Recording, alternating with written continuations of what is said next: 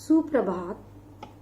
कक्षा तीसरी, विषय हिंदी, उपविषय पाठ 7, हाथी और शेर।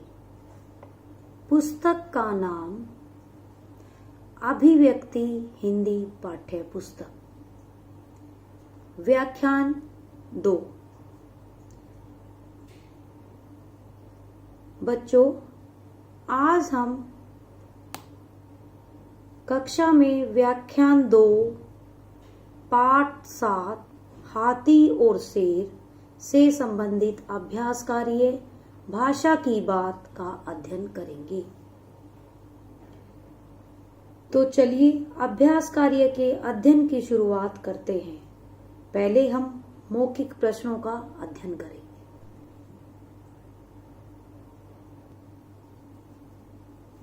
प्रश्न: निम्नलिखित प्रश्नों के उत्तर लिखिए। नंबर 1, कौन पीला पीला लग रहा था? उत्तर: शेर। पीला पीला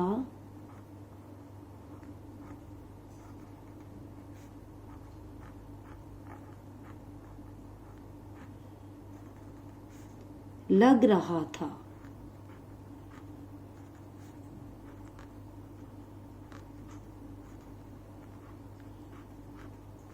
पूर्णविराम। कौन पीला पीला लग रहा था? उत्तर: शेर पीला पीला लग रहा था। नंबर 2, शेर भूखा क्यों मर रहा था? उत्तर: शेर भूखा इसलिए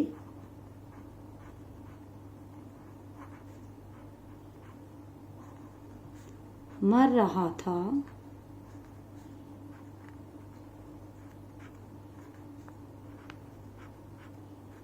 क्योंकि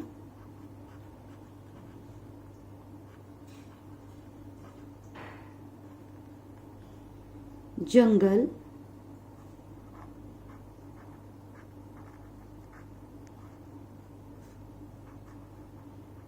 कट गए और कोई जानवर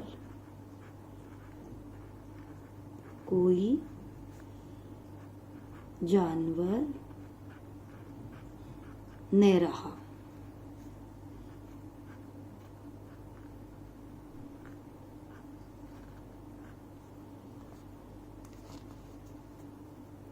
नंबर 2, शेर भूखा क्यों मर रहा था? उत्तर: शेर भूखा इसलिए मर रहा था क्योंकि जंगल कट गए और कोई जानवर न रहा। नंबर 3, हाथी कहाँ भर्ती होने जा रहा था? उत्तर: हाथी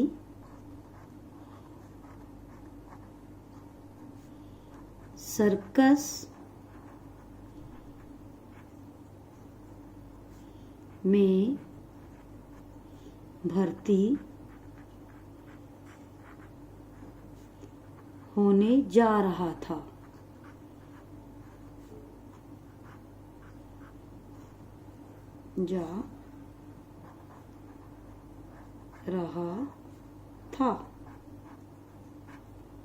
हाथी कहाँ भर्ती होने जा रहा था? उत्तर है हाथी सर्कस में भर्ती होने जा रहा था।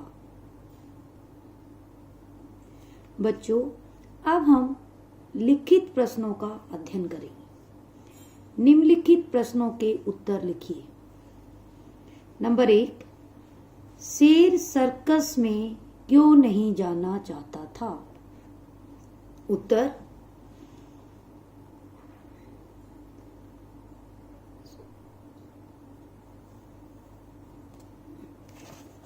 शेर सर्कस में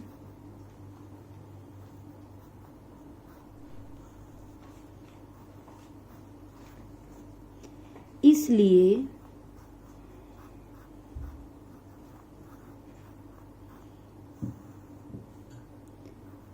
नहीं जाना चाहता था, नहीं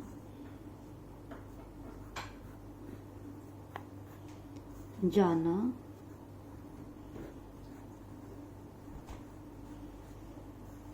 चाहता था, क्योंकि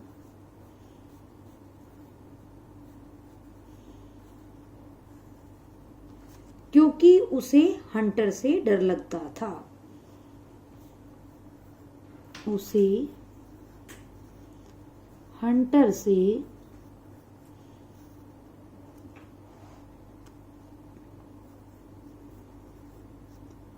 डर लगता था। इसको हम यहां पर नीचे कर लेंगे थोड़ा सा, लगता था।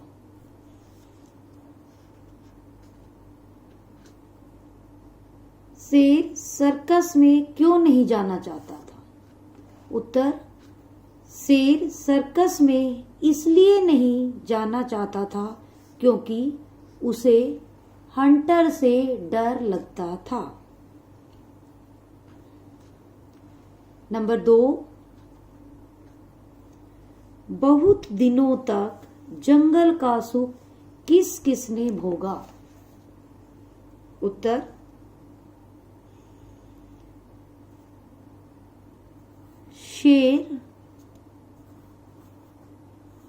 शेर और हाथी ने बहुत दिनों तक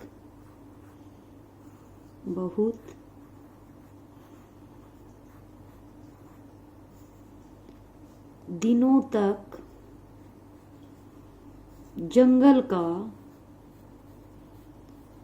सुख भोगा।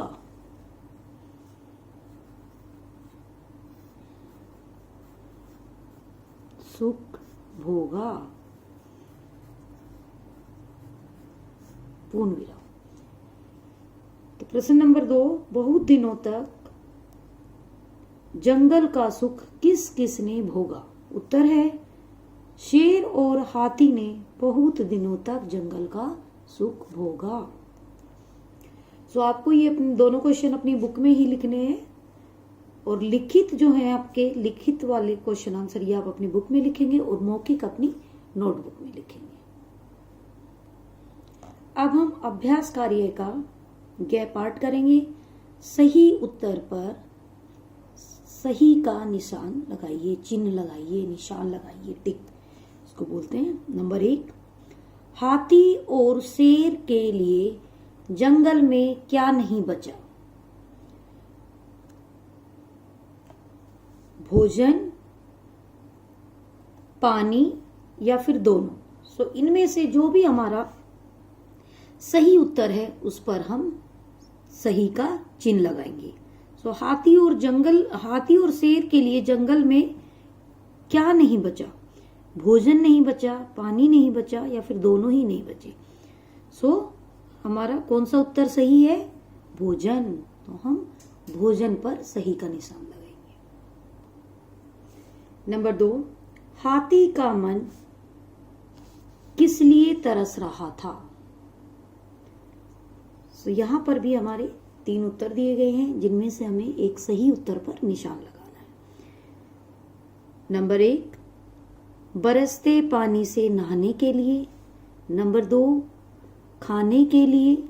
नंबर 3, खेलने के लिए। हाथी का मन किस लिए तरस रहा था? सही उत्तर है हमारा नंबर 1, बरसते पानी से नहाने के लिए। तो हम यहां पर सही का चिन्ह लगाएंगे।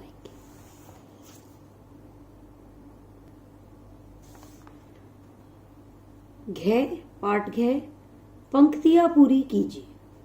ये हमारी कविता की पंक्तियां हैं जिनको हमें पूरा करना है।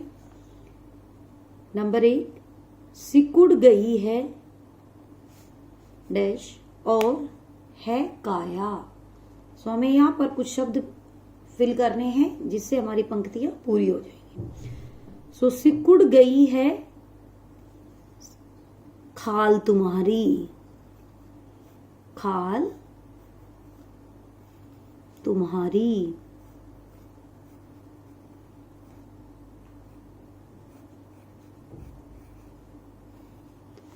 सिकुड़ गई है खाल तुम्हारी और पिचकी है काया।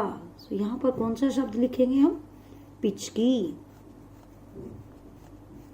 तो ये हमारी एक पंक्ति पूरी हो गई है। सिकुड़ गई है खाल तुम्हारी और पिचकी है काया। नंबर 2, पानी भर भर सूंड खालिस्तान तरसे।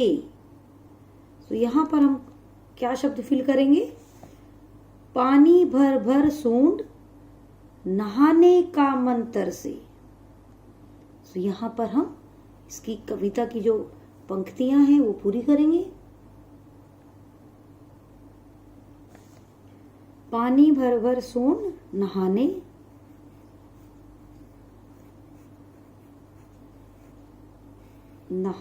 को मन तरसे, मन तरसे।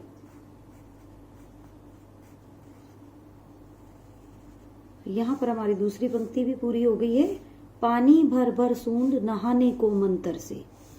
नंबर 3, पर धरती को खालिस्तान क्या रख पाएंगे? पर धरती को हरा भरा, हरा भरा। पर धरती को हरा भरा क्या रख पाएंगे? नंबर 4, पर अब जंगल बिना होगा आदमी का क्या होगा? पर अब जंगल बिना आदमी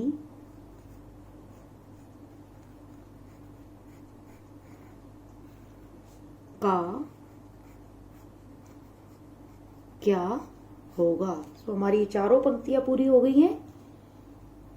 आपको भी ये पंक्तियां अपनी पुस्तक में ऐसे ही फिल करनी है। बच्चों, अब हम भाषा की बात का अध्ययन करेंगे। क्या? हाल शब्द से पहले बे लगाकर बेहाल शब्द बनता है। इसी प्रकार अन्य शब्द बनाइए और लिखिए। बे जमाकार बेकार, ऐसे ही बे जमा शर्म बेशर्म। तो सबसे पहले हम बे लगाएंगे और फिर इसको यहां पर जोड़ देंगे तो हमारा बेशर्म बन जाएगा।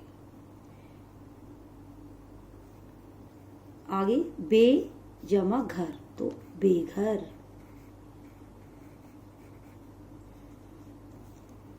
बे जमा चैन बेचैन।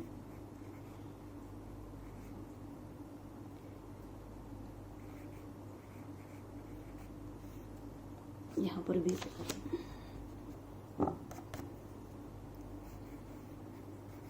बेचैन। आगे बे जमातार तो सबसे पहले हमें बे लगाना है। जमातार बेतार। हम यहां लिखते जाएंगे। बे जमा जान बेजान।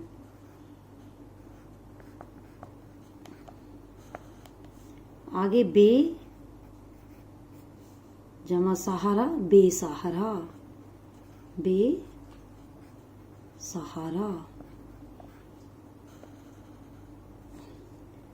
आगे बे ईमान बेईमान तो यहाँ पर बे ईमान।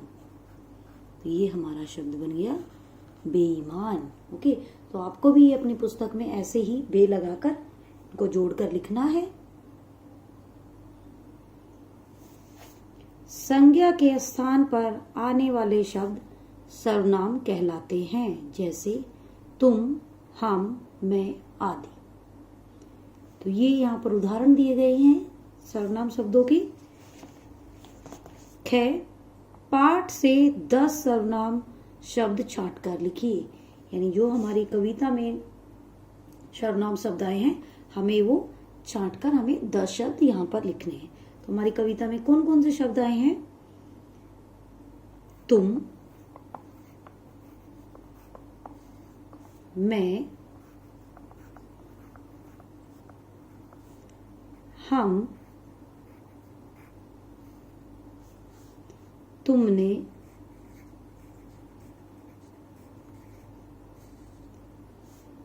हमने,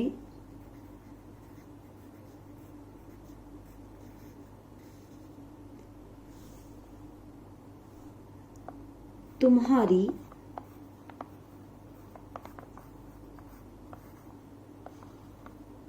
हमारा,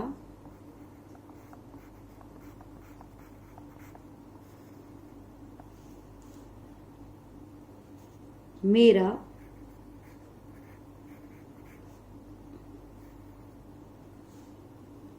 तुम्हारा,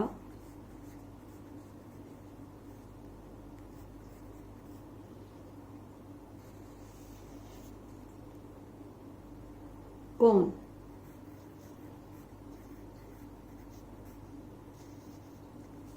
तो ये हमने आपकी कविता में से 10 सर्वनाम सब छांट कर लिखे हैं। आगे ग पाठ, लिंग बदलकर लिखिए।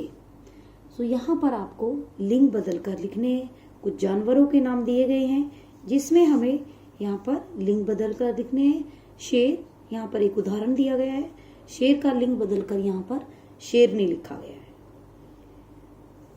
गाय, गाय का लिंग बदलकर हम बैल।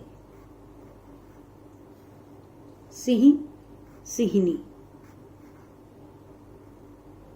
जो शेरनी होती है। हाथी, हथिनी।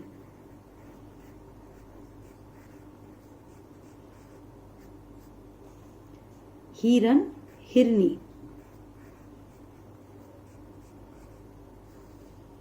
कुत्ता, कुतिया।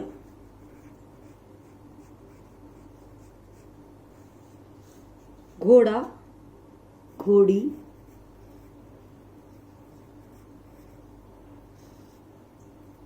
भैंस, भैंसा। बकरा, बकरी। तो ये हमने लिंग बदल कर लिखे हैं। आप इनको याद भी करेंगे।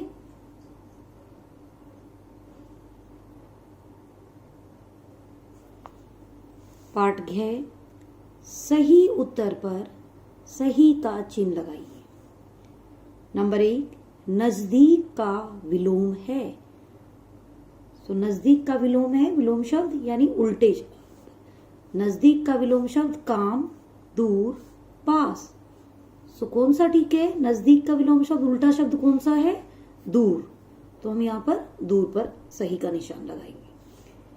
नंबर 2, ए उपसर्ग से शब्द बना है। जो भी अभी हमने बे वाले शब्द किए हैं, तो यहाँ पर ए उपसर्ग से कौन सा शब्द बना है? आदान, अधर्म, आदर। सो कौन सा ए से बना है? इसमें यहाँ पर आ है, ए, आ। सो अधर्म, यहाँ हम अधर्म पर सही का चिन्ह लगाएंगे। सोचिए और बताइए, यदि समय पर वर्षा न हो तो धरती का क्या होगा? ये आप खुद सोचकर बताइए। इसके बारे में आप 5 पंक्तियां भी लिख सकते हैं। यदि समय पर वर्षा न हो तो धरती का क्या होगा?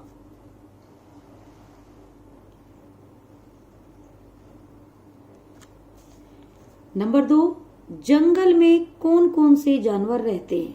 5 जानवरों के नाम लिखिए।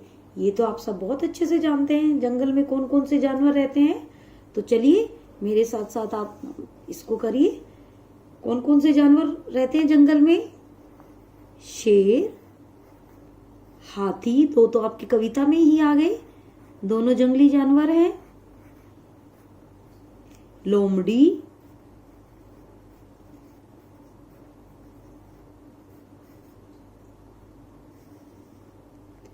भेड़िया, भालू। ये सब कहाँ रहते हैं? जंगल में रहते हैं तो इसीलिए इनको जंगली जानवर कहा गया है। जो जानवर जंगल में रहते हैं उनको जंगली जानवर कहते हैं। तो बच्चों अब हम गृह कार्य की बात करेंगे। हिंदी अभिव्यक्ति पाठ्य पुस्तक में पाठ 7 हाथी और शेर से संबंधित प्रश्न उत्तर तथा अभ्यास कार्य अपनी पुस्तक में करेंगे। जो मौखिक प्रश्न उत्तर हैं ये आप अपनी नोटबुक में करेंगे और लिखित प्रश्न उत्तर आपकी जो बुक है हिंदी अभिव्यक्ति हिंदी पाठ्य पुस्तक उसमें जगह दी गई है, नीचे लाइन दी गई है, सो आप उनके उत्तर वहीं पर लिखेंगे और ये अभ्यास कार्य अपनी पुस्तक में पूरा करेंगे। उसके बाद इसकी दोहराई करेंगे। धन्यवाद।